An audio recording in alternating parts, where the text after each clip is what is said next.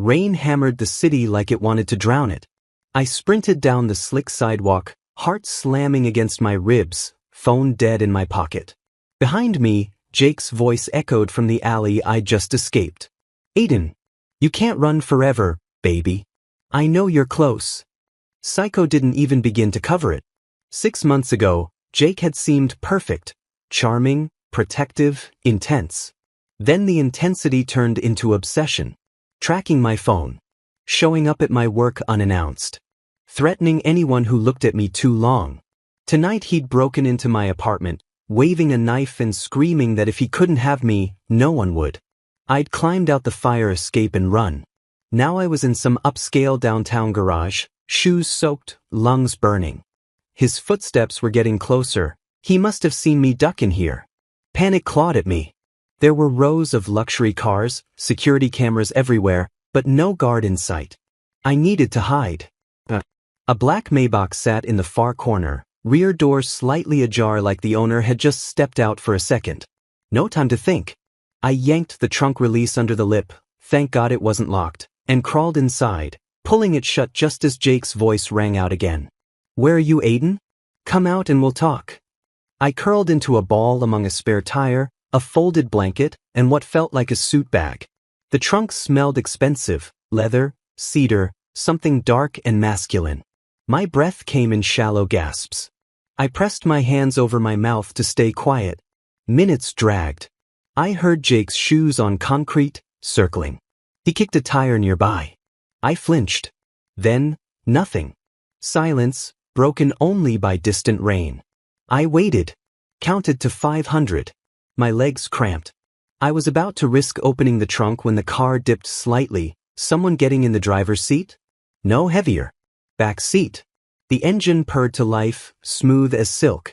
The car rolled forward. Oh God. I was in a moving vehicle. With a stranger. I should bang on the divider, scream for help. But what if the driver called the cops? Jake had friends on the force. He'd convinced them I was unstable before. Or worse, what if the driver just pulled over and handed me to whoever was chasing me? So I stayed silent as the car glided onto the street, then accelerated onto what felt like a highway. 20 minutes later, it slowed, turned, and stopped. Garage door? The engine cut off. Footsteps. The driver's door opened and closed. I held my breath. The trunk clicked open. Light flooded in, and I squinted up at a man who looked like he'd stepped off a billboard for dangerously attractive. Tall, 6'4" at least. Black hair, sharp jaw, eyes the color of winter storms. He wore a charcoal suit that probably cost more than my yearly rent, tie loosened like he'd had a long day. His expression went from mild annoyance to cold assessment in a second. Who the hell are you? His voice was low, controlled, with an edge that could cut glass. I scrambled to sit up, blanket tangled around my legs. I'm sorry. Please don't call the police. My ex is trying to kill me and I hid in your car and I know this is insane but... Slow down. He held up one hand, the other sliding into his pocket. No fear on his face. Just calculation. Name. Aiden. Aiden Cole. He studied me, wet hair plastered to my forehead, ripped hoodie, shaking like a leaf. Something flickered in his gray eyes. Not pity. Recognition, maybe. Get out. I hesitated. Now, he said, voice quieter but somehow scarier. I climbed out on shaky legs. We were in a private underground garage, marble floors, a fleet of cars that screamed money. His penthouse, prop. He closed the trunk with deliberate calm. You're bleeding. I looked down. A shallow cut on my forearm from the fire escape. I hadn't even felt it. He sighed, like I was an inconvenience he hadn't planned for. Come upstairs. You can clean that up. Then you'll explain exactly what kind of mess I just drove home. I should have said no. Should have run again. But those eyes pinned me in place, and something in his tone said arguing wasn't an option. I followed him to a private elevator. As the doors closed, he leaned against the wall, arms crossed, watching me. You picked the wrong car to hide in, Aiden Cole. My stomach flipped. Why? The elevator opened directly into a sprawling penthouse. floor-to-ceiling windows, city lights glittering below like scattered diamonds. He shrugged off his suit jacket, tossed it over a chair. Because I'm not the hero type. He turned, gaze sharp. I'm Lucian Voss, CEO of Voss Enterprises. And I don't like surprises in my trunk. My knees nearly buckled. Everyone knew Voss Enterprises, tech, real estate, private security. Ruthless takeovers. Whispers of shady deals. And Lucian Voss himself? Tabloids called him the Ice King. Untouchable. Lethal in boardrooms and, rumor had it, everywhere else. I'd hidden in the car of the most dangerous man in the city. He walked to a bar cart, poured amber liquid into a glass. Didn't offer me one. Start talking, he said, before I decide whether to throw you out or keep you. Gimme? My mouth went dry.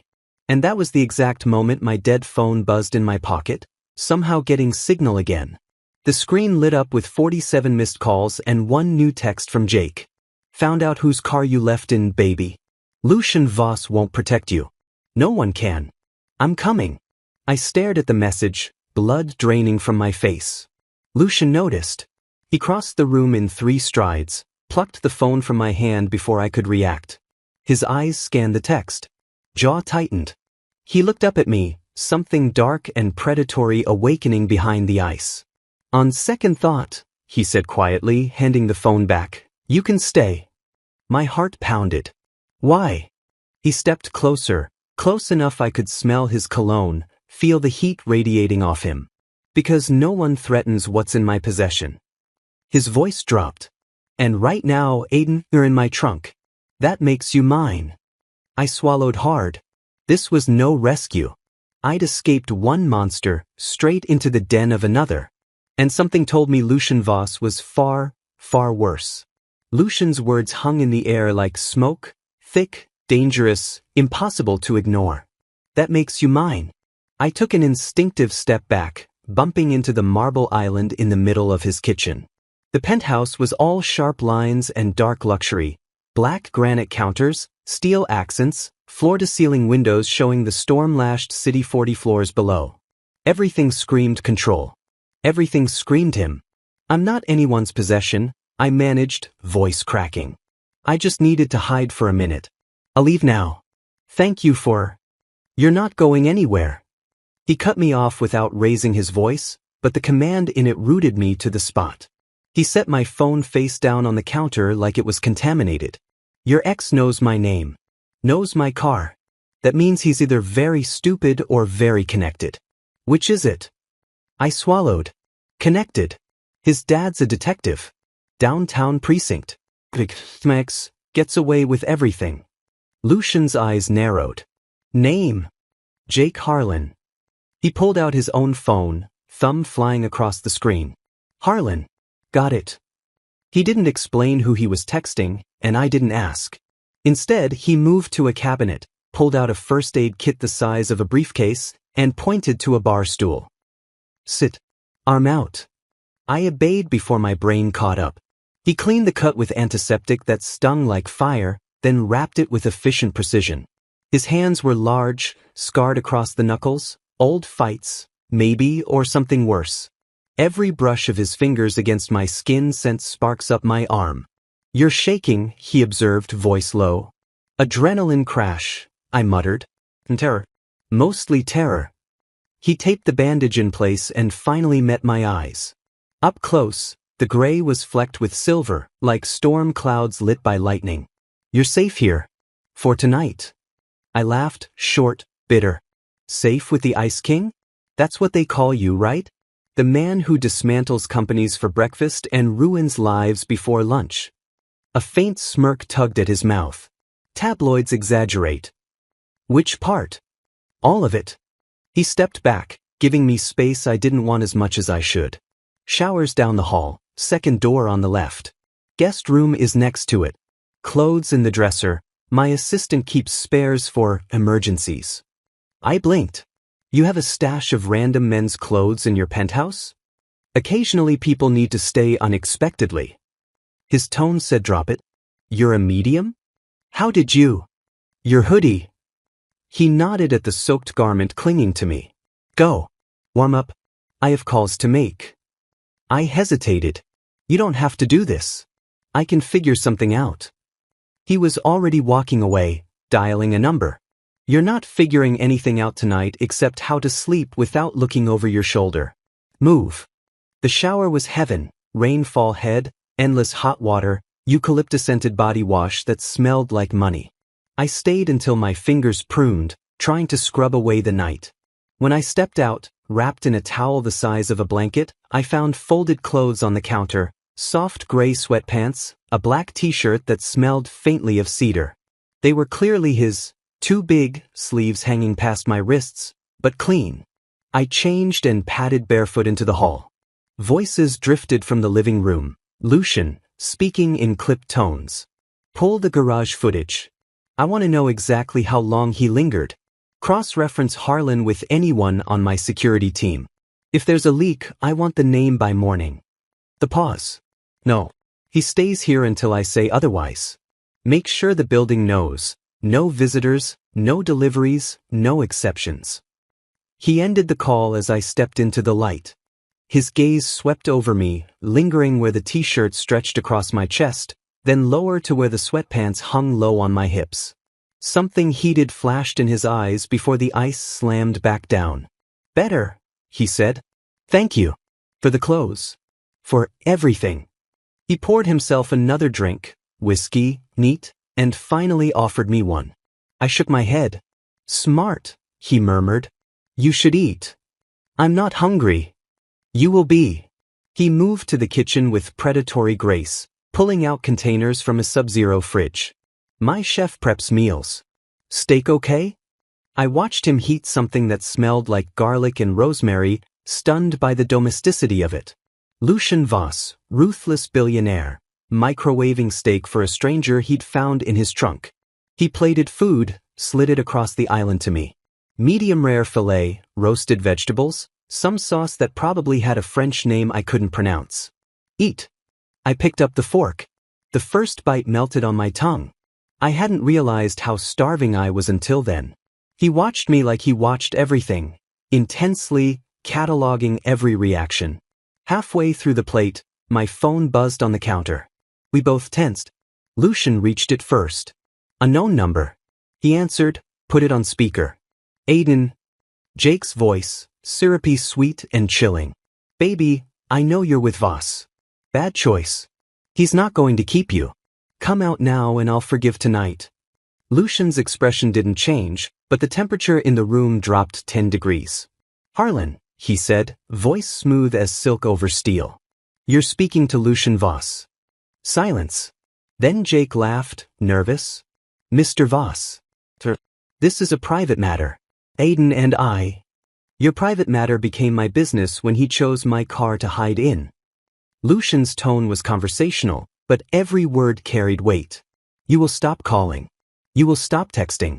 You will stay the fuck away from him. Am I clear? You can't. I can buy your father's precinct with my pocket change. I can make sure you never work in this city again. I can make you disappear without a trace. Choose wisely. Another beat of silence. Jake hung up. I stared at the phone, shaking again. Lucian set it aside.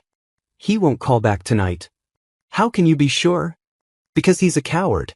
And cowards fold when someone stronger pushes. He stepped closer, tipping my chin up with 2 fingers. Look at me. I did. You're staying here until this is handled. Guest room is yours. No arguments. I nodded, throat tight. He released me, but didn't step away.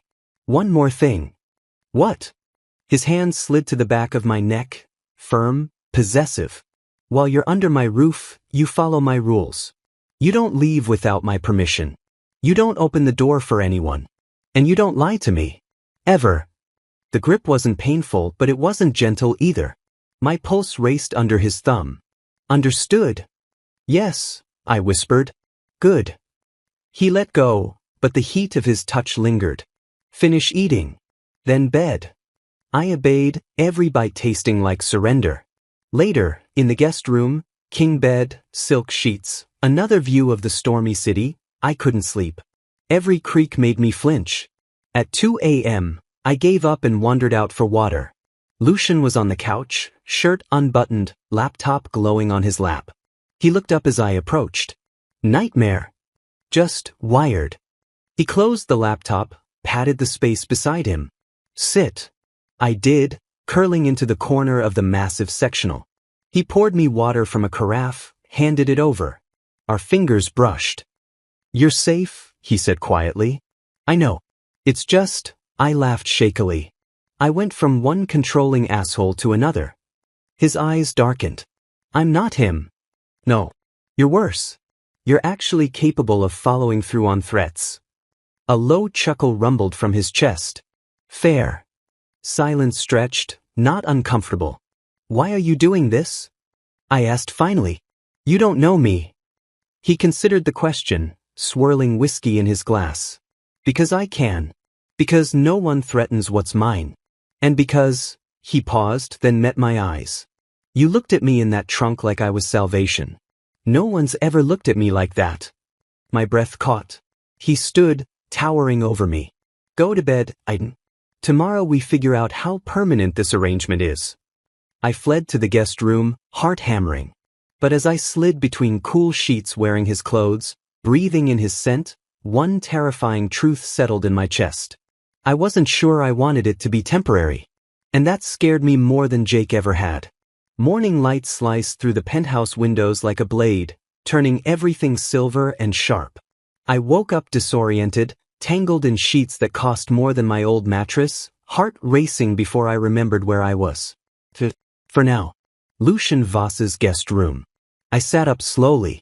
My phone was on the nightstand, fully charged, a new case around it that definitely hadn't been there last night. A note beside it in precise, slanted handwriting. Breakfast on the island. Shower if you want. Do not leave the penthouse. Bossy even on paper. I padded out barefoot.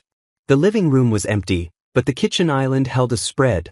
Fresh croissants, berries, scrambled eggs, coffee steaming in a French press. A single plate set out.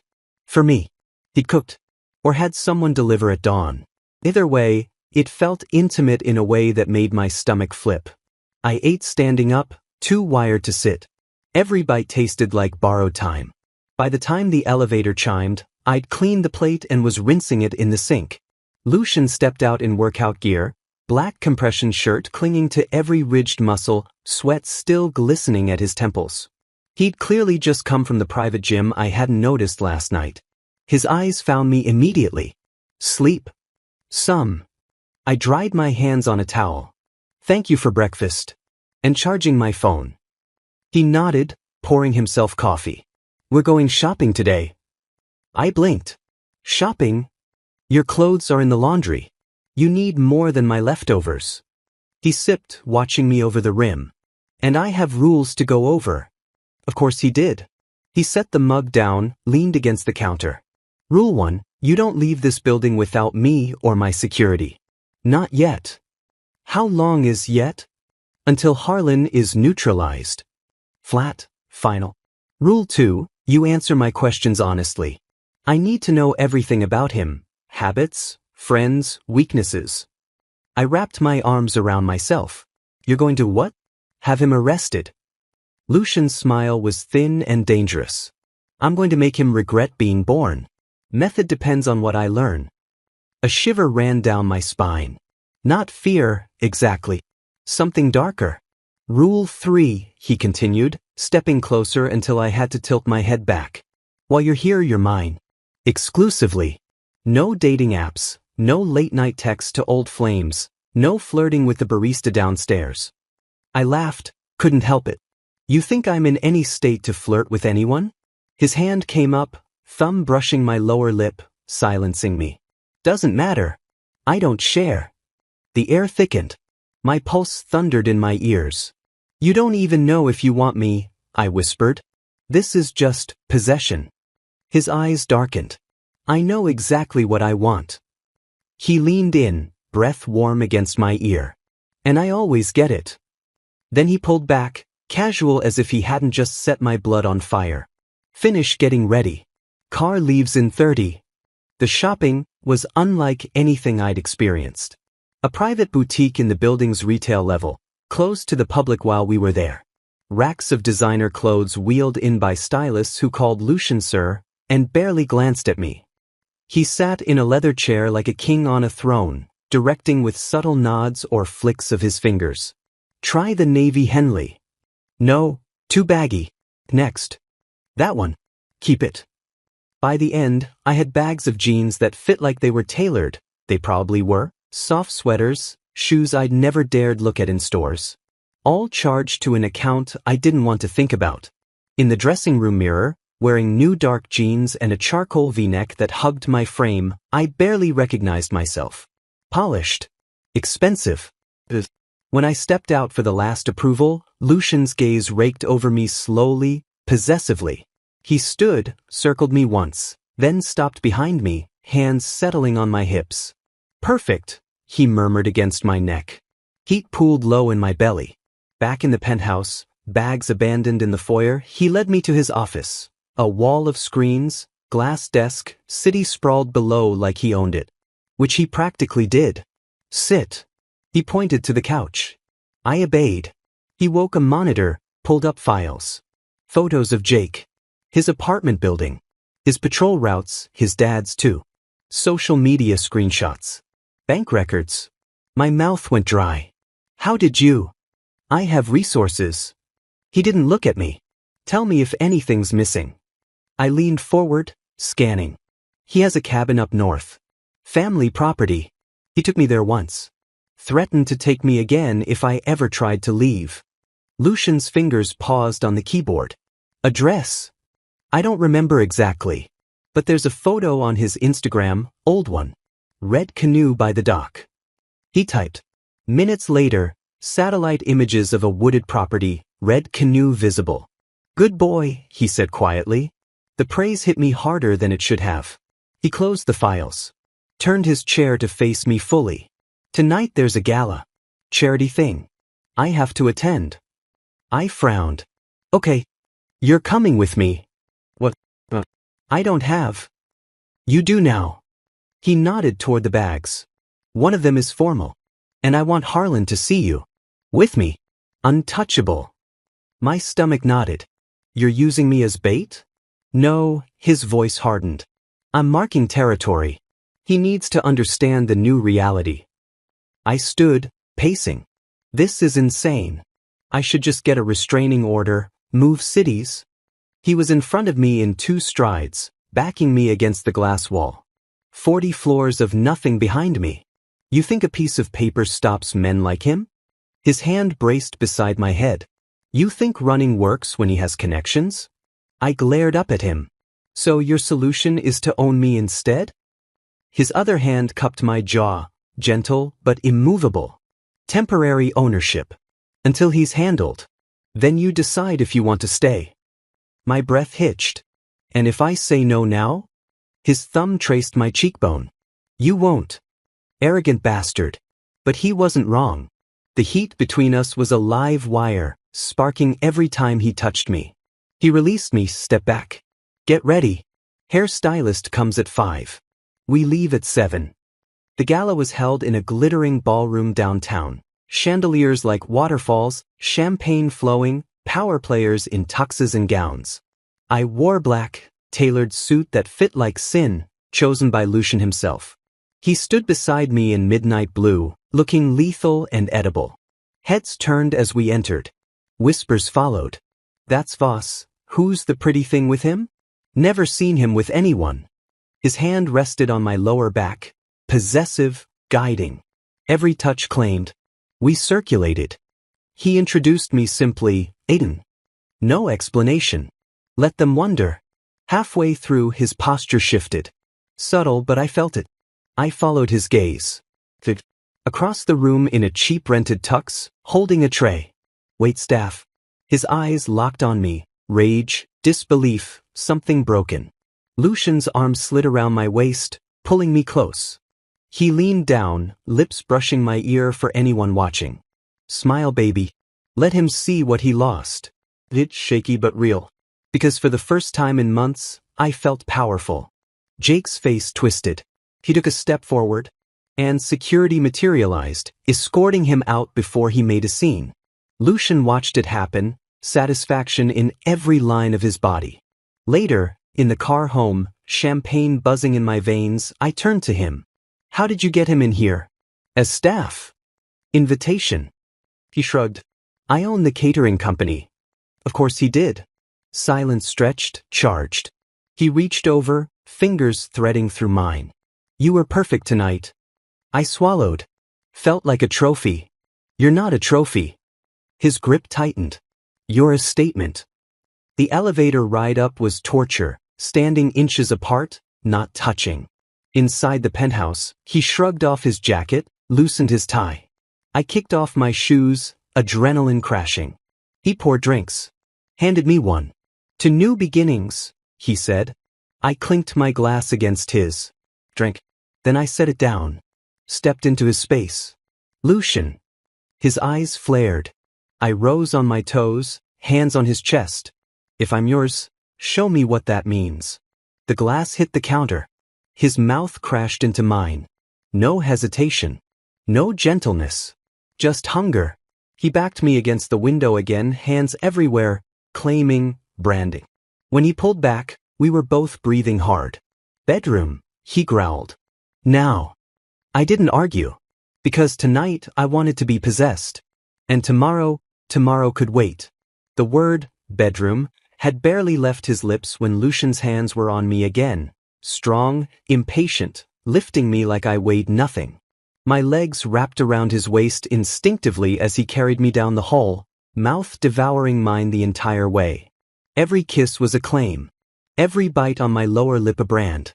He kicked open a door, his bedroom, not the guest one. Dark walls, massive bed, city lights painting silver stripes across silk sheets. He didn't bother with the light switch.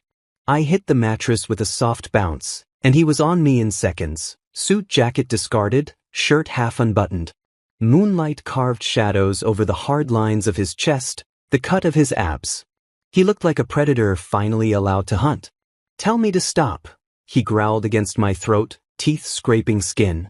"Say it now, Aiden, or I won't."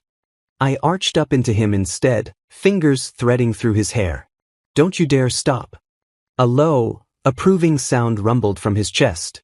Then his mouth was everywhere, collarbone, nipple, stomach, mapping me with tongue and teeth until I was writhing, begging without words. He stripped me slowly, deliberately, like unwrapping something expensive he intended to ruin in the best way.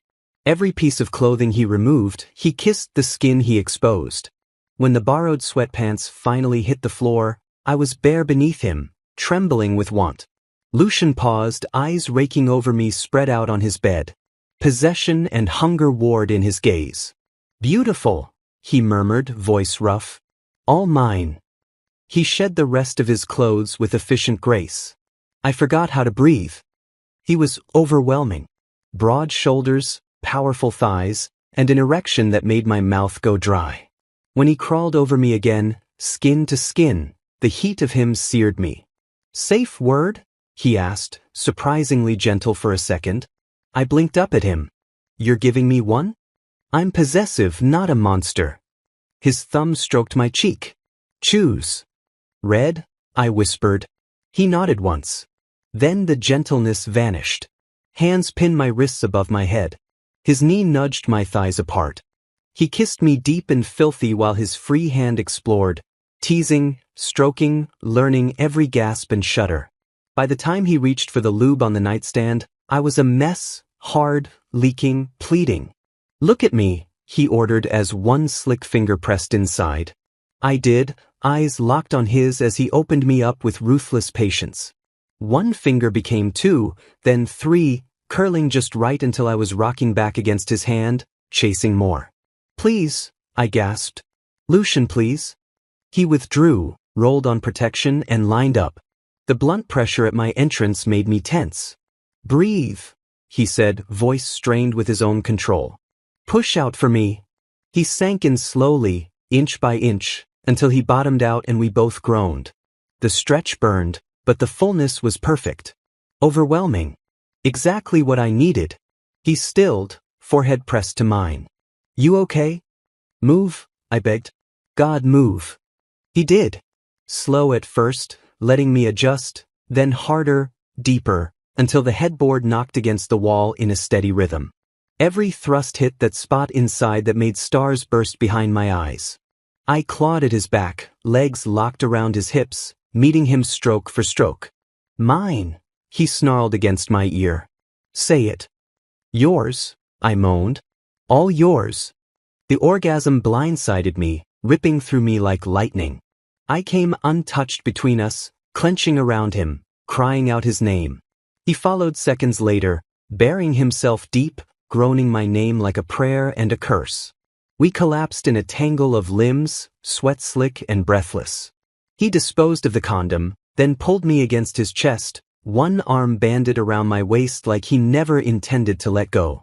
I drifted, half asleep, listening to his heartbeat slow. Just before I passed out, he pressed a kiss to my temple. Sleep, baby. I've got you. For the first time in months, I believed it. Morning came too soon. Sunlight, strong arms still around me, and the smell of coffee drifting in. Lucian was already awake, propped on an elbow, watching me. Creepy, I mumbled into the pillow. He smirked. Get used to it. He'd ordered breakfast, again. This time we ate in bed, naked, feeding each other bites of fruit between lazy kisses. It felt dangerously domestic. My phone buzzed on the nightstand. I tensed. Lucian reached over, checked the screen, then handed it to me. A known number. Photo message. I opened it with shaking fingers. A picture of the penthouse building from across the street. Time-stamped 20 minutes ago. Text beneath. Enjoy your borrowed time.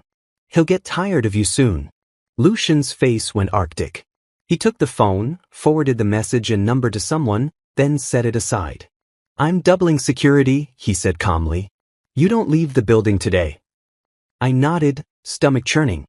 He's watching. He's desperate. Lucian cupped my face. Desperate men make mistakes. His phone rang then, his head of security. He answered, listened, expression darkening with every second. When he hung up, he looked at me. Harlan broke into your old apartment last night. Trashed it. Left a message on the wall in spray paint. What message? Lucian hesitated, the first time I'd ever seen him do that. Tell me. Eden belongs to me. Voss will pay. I laughed. He's lost it. He lost you, Lucian corrected. And he's about to lose everything else. He spent the day in calls and meetings from his home office, door cracked so he could see me on the couch with a book I wasn't reading.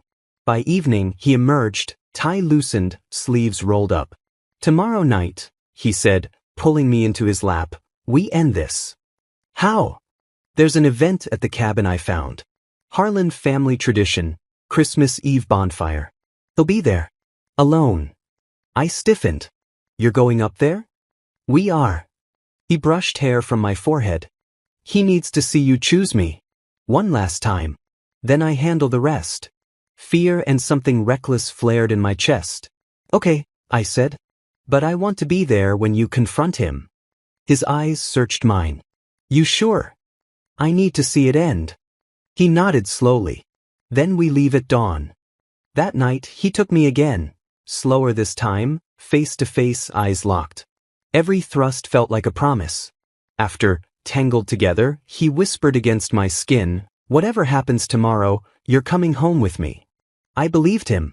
But as sleep claimed me, Jake's message echoed in my mind. Borrowed time. Tomorrow, one way or another, the clock would stop. We left the city before dawn, the Maybach cutting through empty highways like a black shark. Snow started falling somewhere north of the suburbs, thick, silent flakes that turned the world into a blur of white and gray. Lucian drove himself this time. No driver, no security tail that I could see. Just the two of us in heated leather seats, classical music low on the speakers, tension thick enough to choke on. I wore layers he'd picked, dark jeans, cashmere sweater, a heavy wool coat that still smelled like his cologne. He was in black everything, black coat, black gloves, black expression. You cold? He asked, glancing over. No, my knee bounced anyway. He reached across, settled a hand on my thigh. From grounding. Breathe, Aiden. I've done this before. Confronted psycho exes at remote cabins on Christmas Eve? A faint smirk. Neutralize threats. Same principle. I stared out at the pines whipping past. What exactly is the plan? We show up. You tell him it's over, face to face. He sees you're not scared anymore. Sees you're with me. Then he makes a choice, walk away or force my hand. And if he forces it? Lucian's fingers tightened on my leg. Then he disappears. Quietly. Permanently. The way he said it, so calm, so certain, should have terrified me. Instead, it settled something jagged inside my chest. We turned onto a narrow private road just after noon. The cabin appeared through the trees. 2 stories, stone and timber, smoke curling from the chimney. Red canoe upside down by the dock, half buried in snow. Exactly like the photo. A single truck in the drive, Jake's beat-up Ford. Lucian parked behind it, blocking the exit. Stay here until I open your door, he said. I nodded. He got out, scanned the tree line, then came around to my side. His hand settled on my lower back as we walked up the steps, protective, possessive. The front door was unlocked.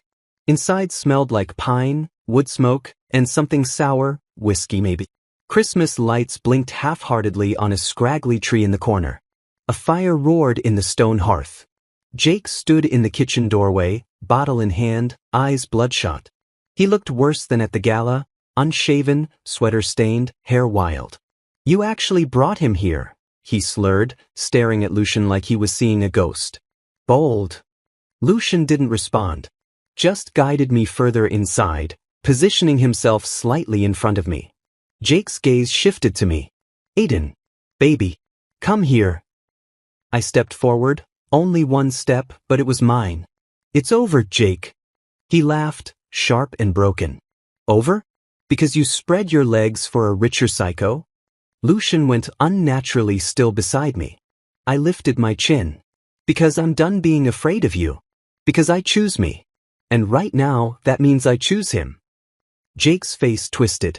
He slammed the bottle down on the counter. You don't get to choose. You're mine. You've always been mine. He lunged. Not at me, at Lucian. It happened too fast. Jake swung a fireplace poker he'd grabbed from nowhere, aiming for Lucian's head. Lucian moved like water, sidestepped, caught Jake's wrist, twisted. The poker clattered to the floor. Jake howled as his arm was wrenched behind his back. Then Lucian slammed him face first into the wall, forearm across his throat. Wrong choice, Lucian said quietly. Jake thrashed, spitting curses. I backed up until my spine hit the door. Lucian didn't even look strained. Aiden. Go outside. Car's unlocked. No, my voice shook, but I stayed. I need to see this. He glanced at me, something unreadable in his eyes. Respect, maybe? Jake wheezed. You think you can just take him? He'll get bored. You're nothing special to him.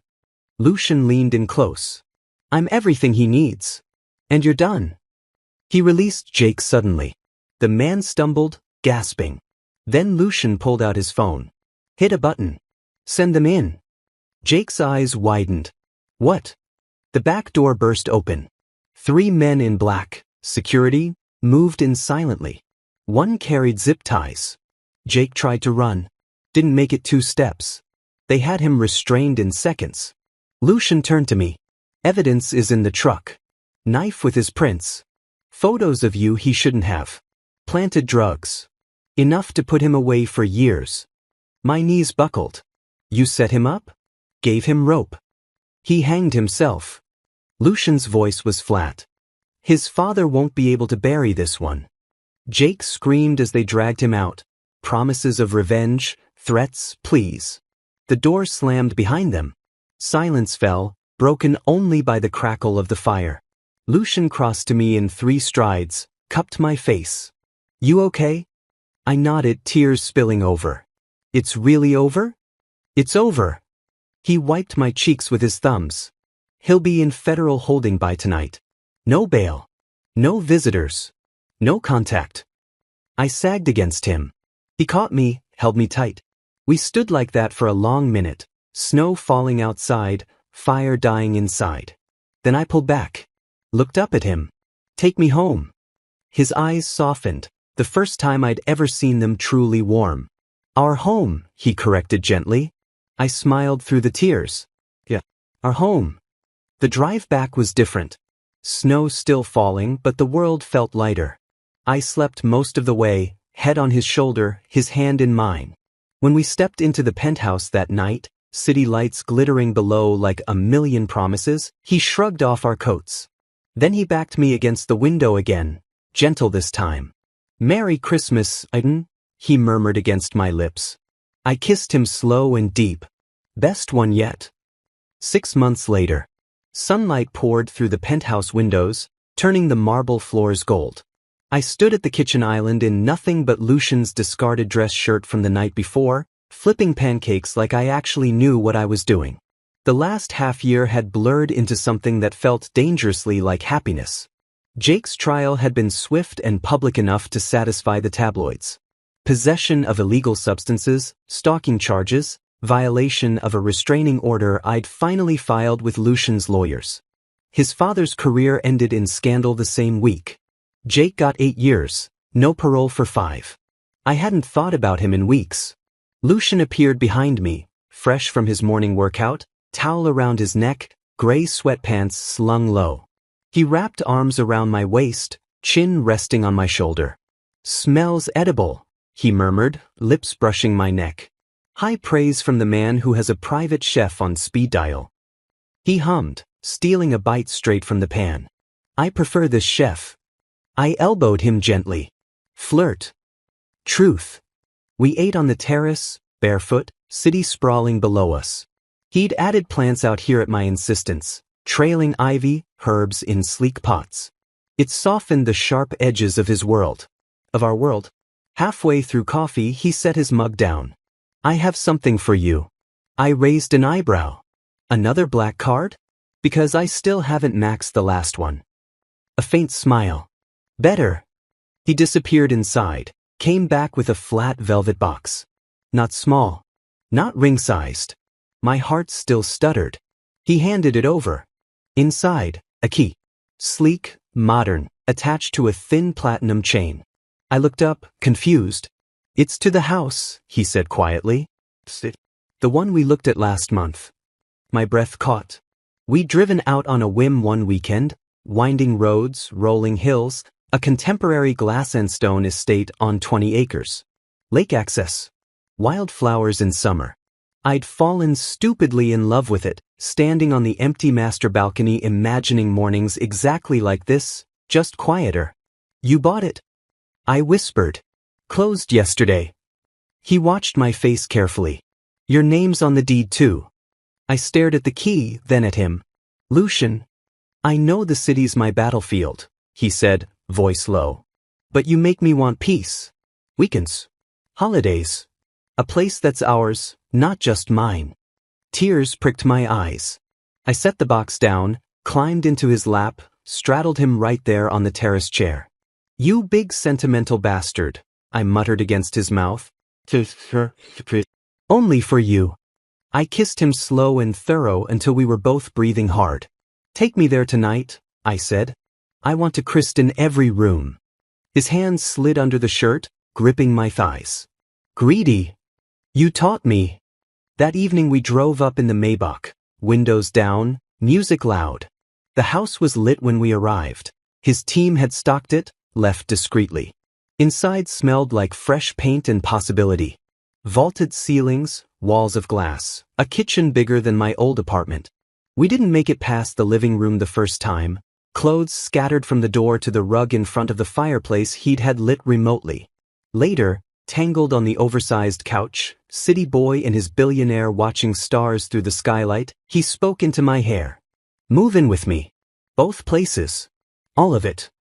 I propped up on an elbow. I already live with you. I mean permanently. No guest room. No separate closets. Your books mixed with mine. Your coffee mug, the chipped one you refused to throw away, next to my espresso cups. I grinned. You've thought about this. Every day since Christmas Eve. I traced the scar on his knuckles, The one I'd kissed 100 times. Yes. Obviously yes.